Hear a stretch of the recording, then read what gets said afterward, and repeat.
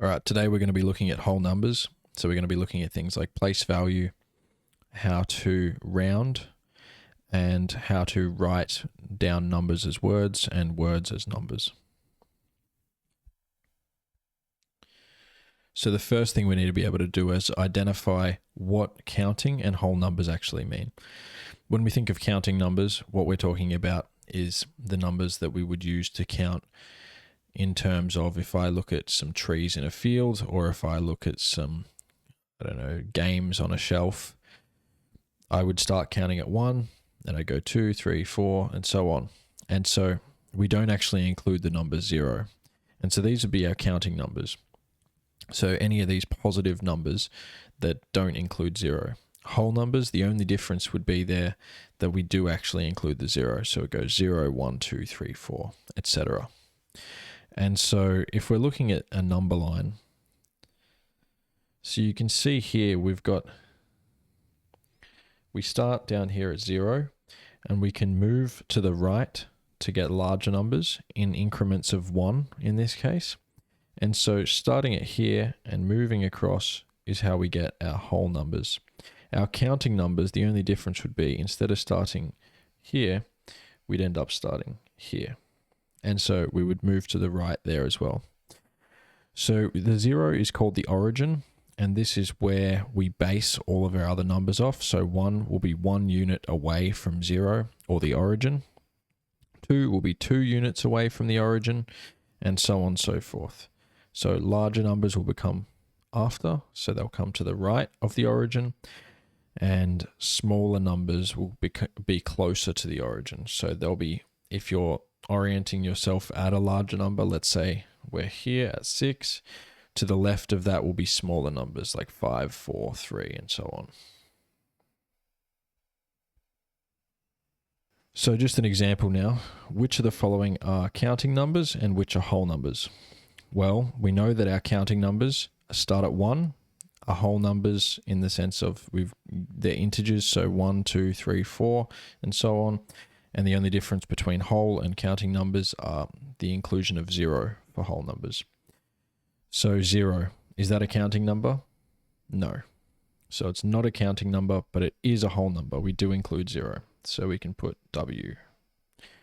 1/4. Well, 1/4 isn't actually a counting or a whole number. It's fractional.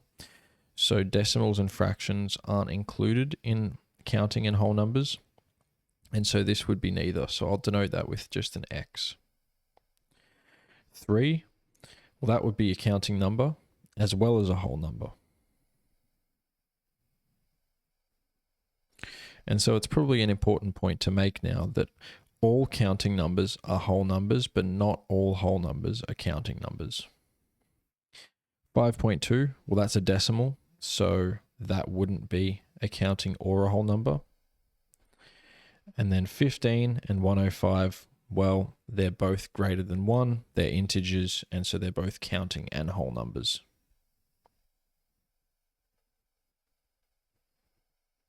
So that's how you should approach that. So now we want to start looking at identifying different place values. And so with place value, we have these groups of 3, usually separated by a comma if you have a number written out.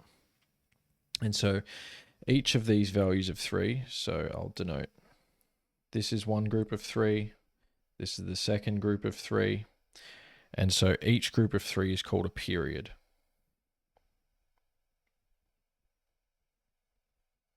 And so each period, it kind of repeats itself. It has this pattern. So the pattern is we have the 1s, then the 10s, then the 100s. And then we move to the next period where we still have the 1s, the 10s, and the 100s, but we have the period after it. So it will be the thousands, which we can think of as 1000s. So we got 1000, 2000, 3000, and so on.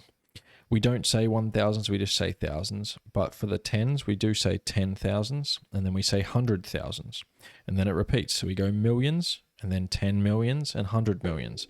Billions, 10 billions, 100 billions, and so on. And so the other important thing to note about this is the increment jump between the 1s, the 10s, and the 100s in each period is a multiplication of 10. So from 1 to tens, we have a times 10. And then from hundreds, from tens to hundreds, we have another times 10. From hundreds to thousands, we times by 10 again. And this continues, so it's actually increasing by a multiple of 10 each time we go across in the period or go to the next period. So now in the number 63,407,218, find the place value of each of the following digits. So we want to find the value of 7, 0, 1, 6, and 3. Well, I always start out by writing out the number.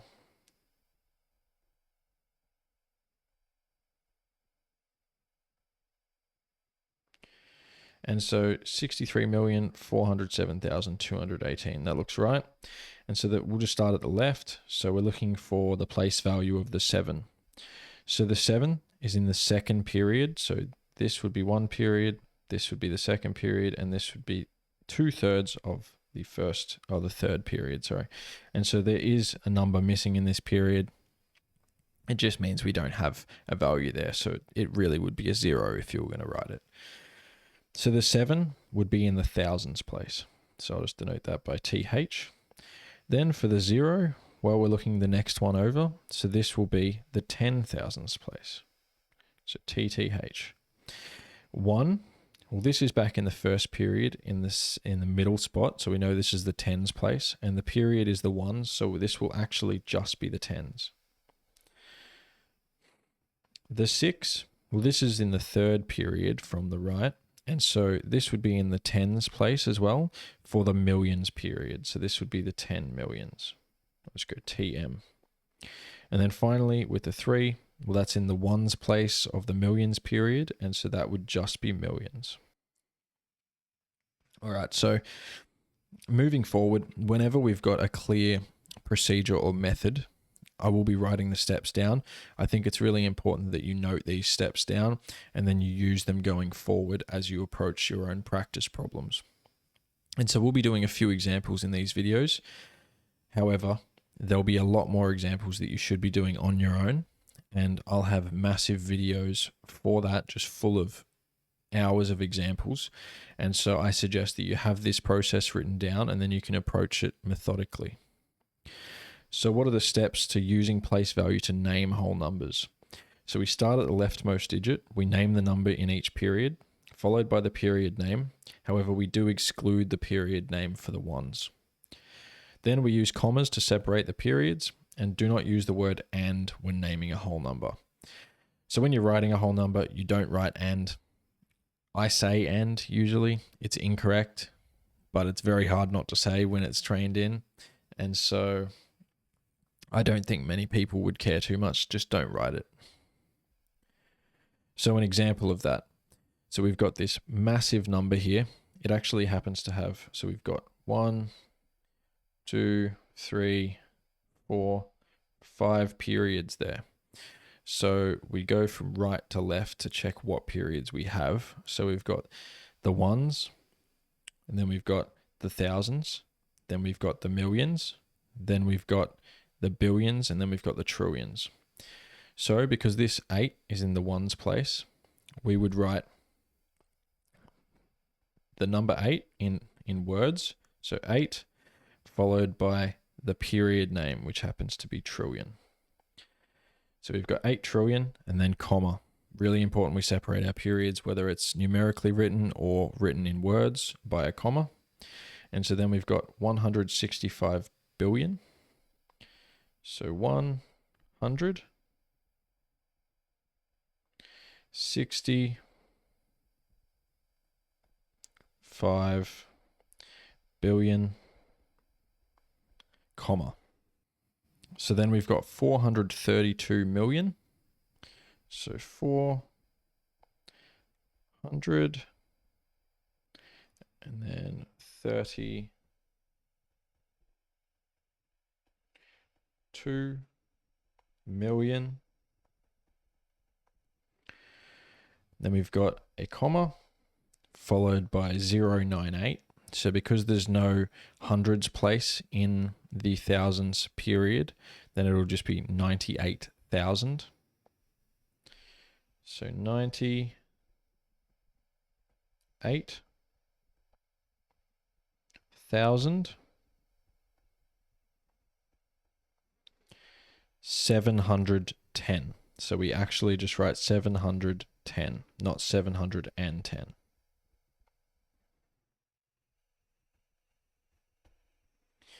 Awesome. So we've got 8,165,432,098,710. So it's a mouthful. Hopefully we don't have to write too many more named numbers, but it's important that you can read them and convert back and forth from worded problems. A student conducted research and found that the number of mobile phone users in Australia during January of 2025 was 327,577,529. Name the number in words. So this one we'll go through a bit quicker. We've got 3 periods. We've got the ones, the thousands, then the millions. So we know that we name our numbers followed by the period name except for the ones, including commas in between the periods. And so this would be 300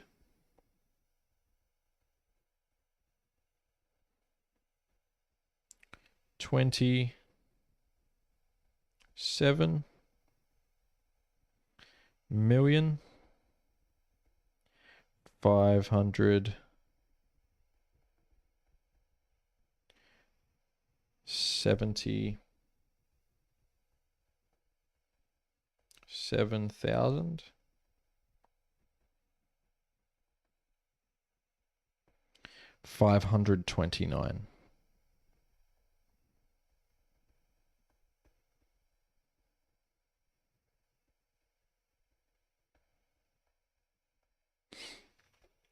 All right, 327,577,529. Awesome. So now the same thing, but in reverse. So we're going to be using place value to write whole numbers. So when we're given the number in the form we were just converting to, we want to be able to convert back to a numerical form. This is also called the standard form, and so this is how you'll usually represent numbers. So the steps are, we want to identify the words that indicate periods, remembering the ones period is unnamed. Then we want to draw 3 blanks to indicate the number of places needed in each period, separate the periods by commas, and then name the number in each period, place the digits in the correct place value position.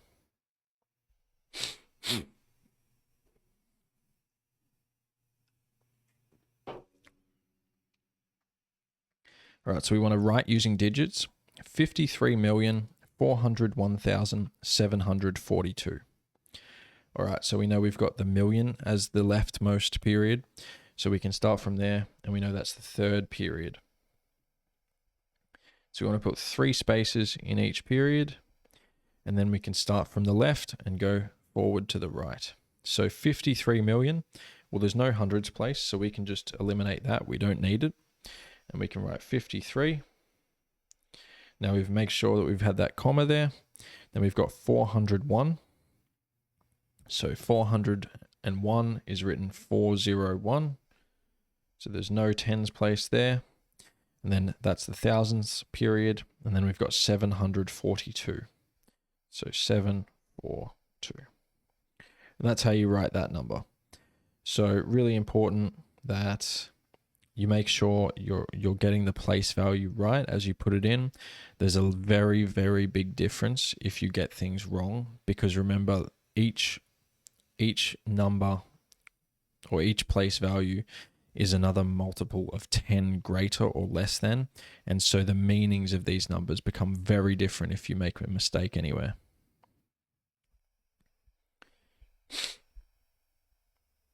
All right, another practice.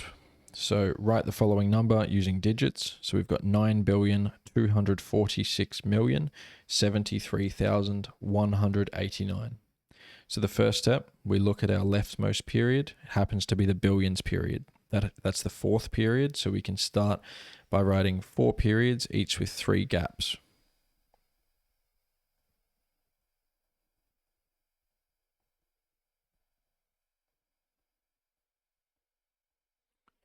All right, now we've got 9 billion. 246,073,189. So that would be how we've written that one, remembering that these first two aren't needed. And so just being careful to ensure that if it doesn't have a tens place, we're writing 0. If it doesn't have a hundreds place, we're not writing that either. We've got a 0 there. Or if it's at the start of the number, we just don't write anything at all. All right, a state budget was about $77 billion. Write the budget in standard form.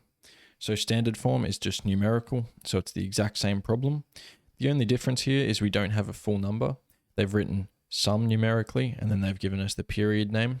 What this means is they're approximating a value, and so it's probably close to 77 billion, as you can tell by the word about 77 billion. And so we know that we're going to start at the billions period, and so we can fill in still the same thing. So we want our 4 periods with 3 little dashes in each. And so we know there's no hundred spot in the billions that we've used, so we can get rid of that. And then we've got 77. So because it's an approximation, what it means is it's been rounded. So all of the values after the 77 would just be 0.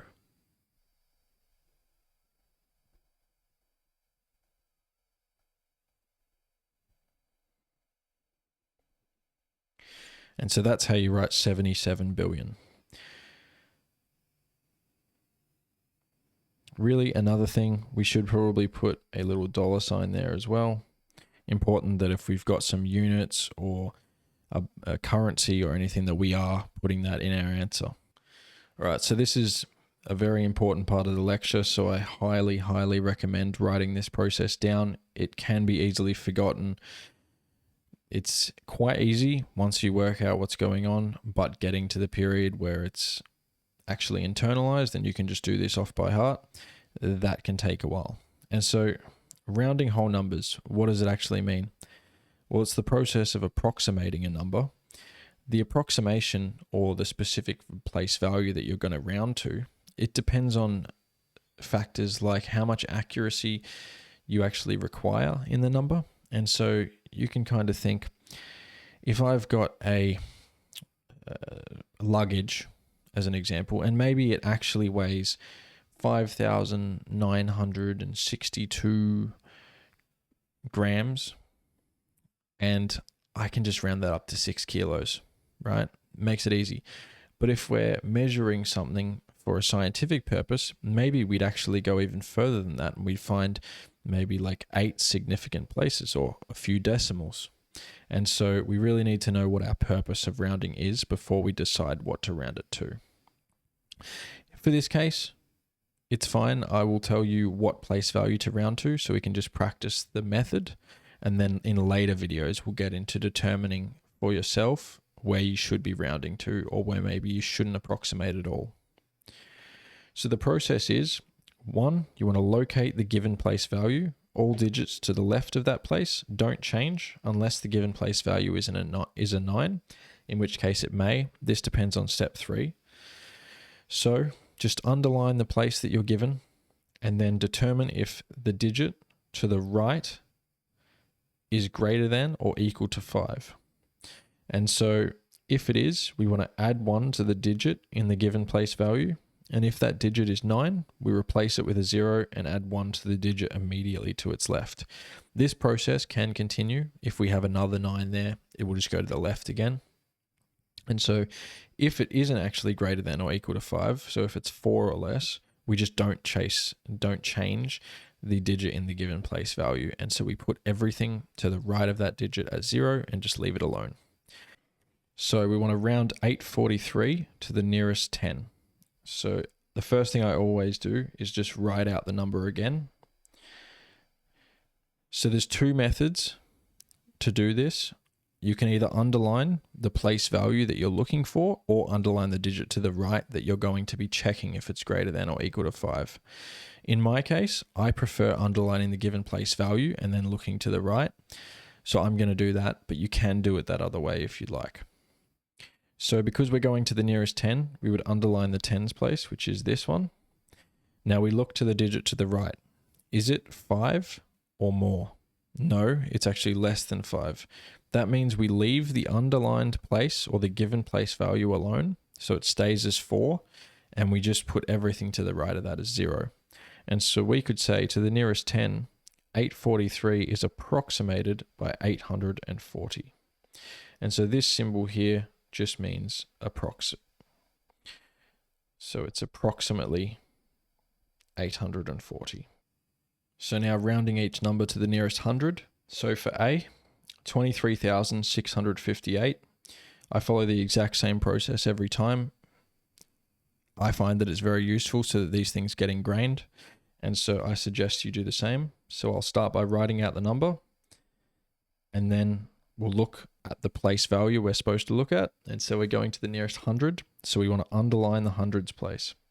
Then we want to look to the digit to the right, which happens to be 5. And then we ask ourselves, is it greater than or equal to 5, or is it less than 5? So in this case, 5 is greater than or equal to 5. And so what we want to do is we want to go back to the place value of the 6, and we want to increase that by 1, and then put everything to the right of that as a 0. So we could say that 23,658 is approximated by 23,700.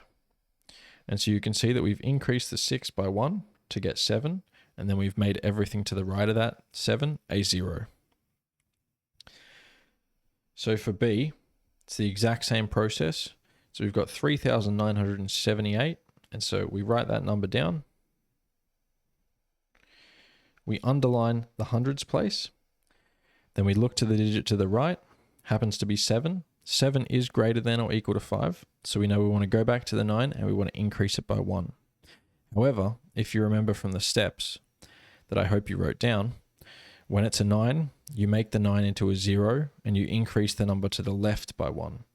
So this 9 will become 0, this 7 will also become 0, and this 8 will become 0, and this 3 will become a 4.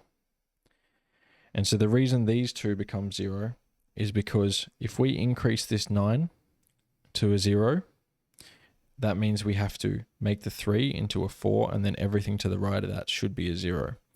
So 3,978 to the nearest 100 is approximately, well, it is 4,000. All right, so rounding each number to the nearest 1,000, let's start with A. So we've got 147,032. And so we're looking at the thousands place, which is this one here. We want to look to the digit to the right. It's 0. 0 is less than 5, so therefore we want to leave the 7 alone and make everything to the right of it a 0. And so we could say that 147,032 is approximated by 147,000 when you round to the nearest 1,000. For B, 29,504. And so we're going to the nearest 1,000. This happens to be the 9. We look at the digit to the right. Well, that happens to be a 5. 5 is greater than or equal to 5. And so we want to go back to the 9 and increase that by 1. But we know from before that that becomes a 0, and then we actually increase the number to the left by 1. So the 2 becomes a 3, and everything to the right becomes a 0. So to the nearest 1,000, 29,504 is 30,000. And so that's a few examples of how to round. As you get bigger and bigger, the numbers may look more daunting, but they're never any harder. It doesn't matter how many digits. If you do this process and you ensure you follow it to a T every time, you will never make errors. Of course, as you're learning, it's 100% normal to make errors, but as you internalize this process, those errors will go away. Awesome. So hopefully that's given you a good overview of whole numbers, counting numbers, place value, identifying place value, as well as naming numbers and converting back from named numbers into numerical or standard numbers, and then finally ending on rounding. So rounding in the tens, hundreds, thousands, and even further if you want to do some more practice problems. Okay, like, comment, and subscribe. We'll be uploading heaps of videos here. There'll also be a bunch of practice problems available in a separate video, so jump on there and do those as well.